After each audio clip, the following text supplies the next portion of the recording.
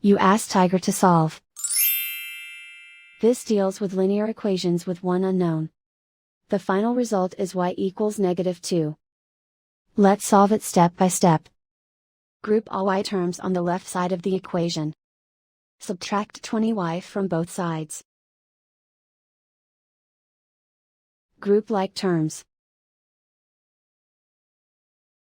Simplify the arithmetic.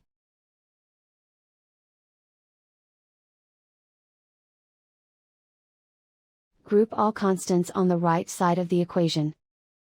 Add 16 to both sides. Simplify the arithmetic.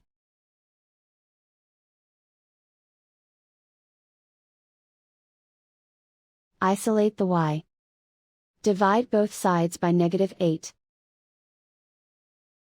Cancel out the negatives.